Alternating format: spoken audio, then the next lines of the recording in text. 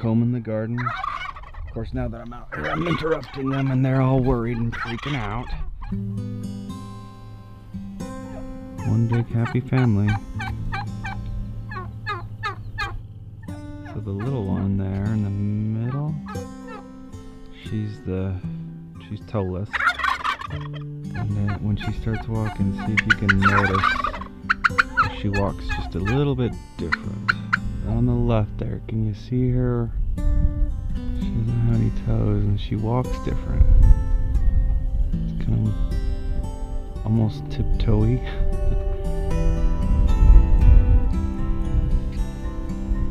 She has to be quicker on her feet, so I assume, because she can't keep her balance as well. So she's on the right. See that? It's a little bit different. Doesn't linger on the toes.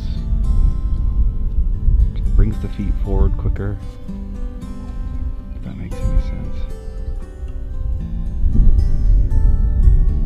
You can see it there pretty good. It's our toeless turkey. If anybody didn't see the several months ago, she cut her toes off on a piece of corrugated roofing, metal roofing that I had sitting out in our bone pile. It was propped up against the side of something, and then they started perching on it, and I didn't even think about it, and a couple of them cut their toes, and she cut her toes clean off. It was pretty traumatic for us, and I wasn't sure if she was going to recover, because it was winter, and then, you know, blood. Birds they're carnivores. They tend to attack and go after those things. Piece of this stuff, which I know is sharp. I don't know, it just never occurred to me. Anyway, I'm done with this bone pile thing. I don't like how messy it looks. I could probably organize it better, but I don't know. I don't like it. Just feels cluttery and messy, and so I'm gonna get rid of a lot of it. Probably keep the bigger logs that we've got, railroad ties for sure, you know, some of this longer stuff that we can use, but the wire scraps and the roofing scraps, I think I'm gonna trash those. Got a lot of big projects that I want to get done now that the temperature is getting to where I can be outside more. Look at these stinkers. They have escaped.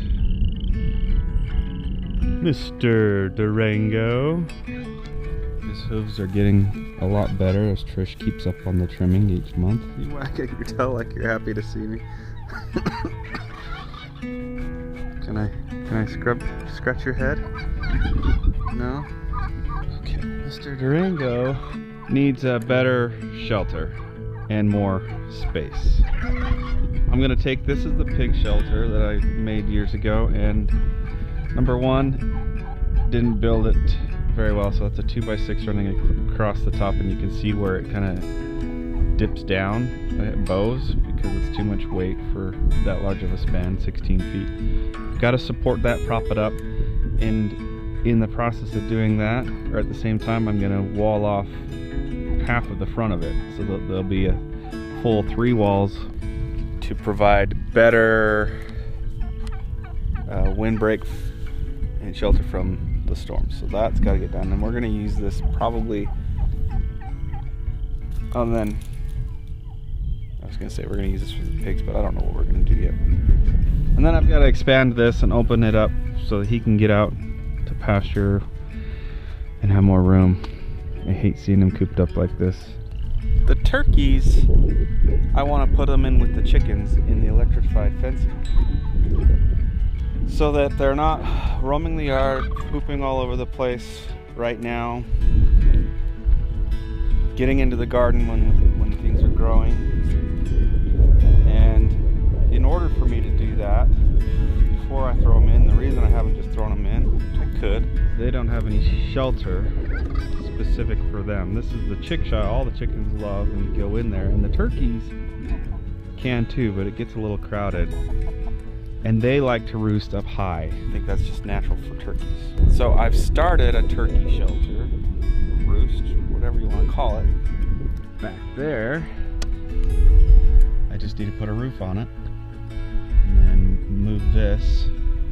And that's probably gonna be the next thing I do, because it's almost done. I need to finish it. So we'll get that out there, and then we'll put the turkeys out there, and they'll have a high roost. My fear is that they're just gonna jump onto the roof of it and roost up there, and not on the bars that I set up. But if they do that, that's fine. At least it'll do two things. It'll provide an opportunity for them to roost somewhere, and throughout the day it'll provide some additional shade for all the birds. The rabbits do need a lot of work. As we've experimented with bucket burrows and an open colony style of keeping rabbits, the bucket burrows have flooded.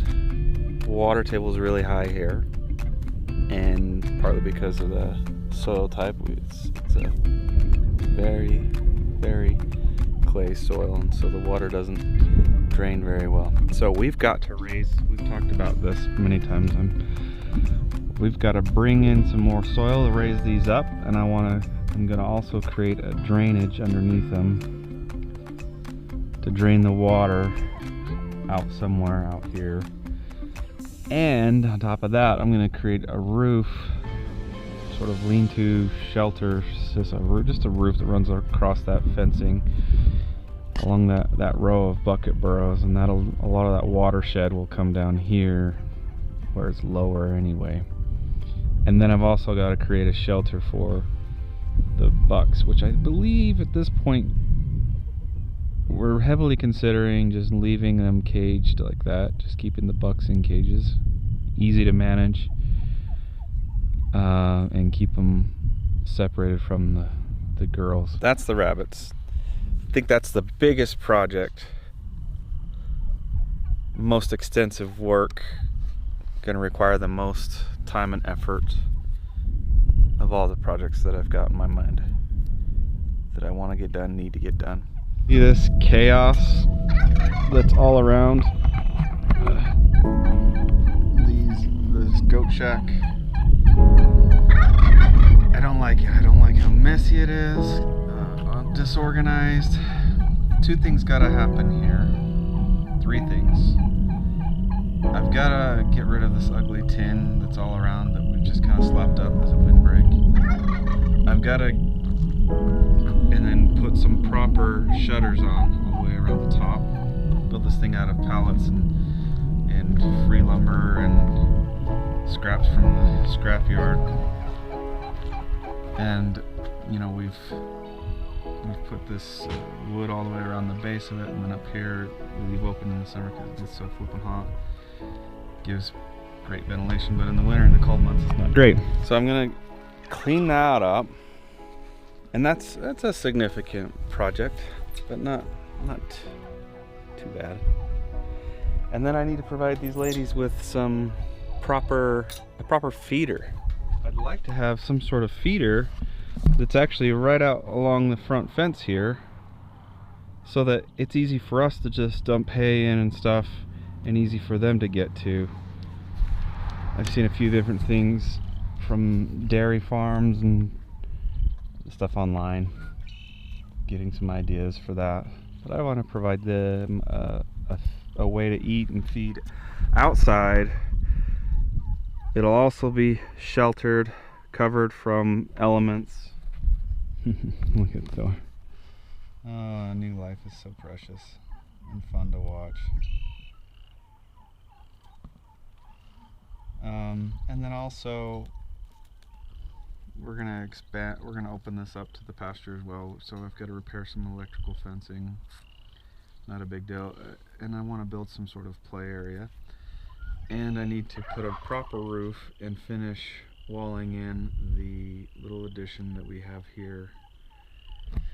It's hard because I'm tempted. I really want to just blow this shack down and start over and make it something more substantial, but that's just a lot of time and resources that I don't have right now. So for the near future, we're gonna just do what we can with what we got, make improvements as we can. And they seem perfectly happy, safe, and comfortable, but we can make it better. Got a lot of scrap lumber under here, a lot of scrap lumber here. This ugly trailer is a project. I want to turn it into something awesome. I want to strip it down. It needs a new axle, and I want to make it useful for us. I want to strip it down, clean it up, paint it, make it a nice, useful trailer for us. With the situation with our truck, I don't know how much more money and time I want to put into fixing that thing right now. So I'm looking at the possibility and the reality of it not being around much longer. So I'd like to have things that I can pull with the Durango, with the Jeep, you know, bumper pulls, and it can't pull as big and heavy things as the truck can. We're also going to get rid of the fifth wheel. It was it's seen better days, and its usefulness to us is wearing thin and run out. I don't have the time and energy, resources to keep fixing it up. So cleaning house, getting rid of draining things, focusing our resources on important things. That's the theme for this year. Trish did a beautiful job spreading this gravel out. Oh, it's so nice to not have mucky mud, or the idea that we're not going to have mucky mud after a rainstorm or whatever through the winter. Right through here, this is such a high trafficked area, especially where we've got our feed lined up. This, by the way, really like how this has turned out. Took the kids a little bit of getting used to. There's some tweaking we can do with it and make it better. Just really, the more organized we can be, the easier we can make routine tasks on everybody, the easier it is to focus on important things, cleanliness, and the safety and well-being of the animals. If we're not spending all of our time and energy, you know, on these routine tasks, it can really help us prioritize, focus, and be more efficient, and make room for other things that we want to do, and additions we want to make to the homestead. This is another thing I'd like to take a bomb to and just blow it all up and start over. Sometimes I think it'd be easier to start over than to deal with what we have and get it. This causes me so much anxiety. I can't even tell you. I hate it.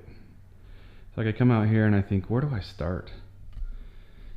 But I know if I start somewhere, start small, stay focused, don't think of the entire mess at once, one thing at a time, pretty soon we'll conquer the mountain.